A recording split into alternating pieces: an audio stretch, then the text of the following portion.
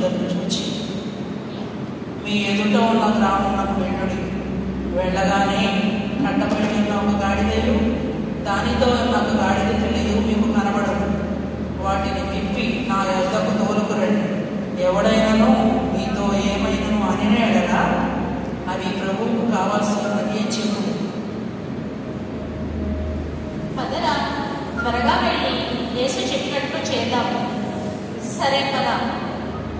ప్రవక్త వల్ల చెప్పబడినట్లు, ఇదిగో నీ రాజు సాత్వికుడై గాడిదన భారవాహన పశువు పిల్ల అయిన చిన్న గాడిదను ఎక్కి నీ వద్దకు వచ్చుచున్నాడని సీయోను కుమారుడితో చెప్పుడి. శిష్యులు కట్టుకుంటుండగా, ఓయ్ ఓయ్, ఎవరు మీరు? మీకెంత ధైర్యం ఉంటే నా గాడిదను దాని పిల్లలు తీసుకువెళ్ళాలి అనుకుంటారు? అయ్యా, ప్రభువైన యేసుకు నీ దగ్గర ఉన్న కట్టబడి ఉన్న గాడిదయు దాని పిల్లయు కావలసి ఉన్నది. ఏమిటి? యేసుకు నా యొద్ద ఉన్న గాడిద కావలసి ఉన్నది అన్నారా?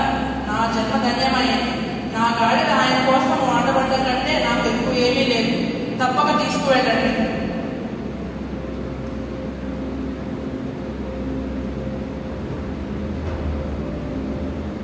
ఆ గాడిదలు రాగానే దాని మీద కొంత బట్టలు వేయగా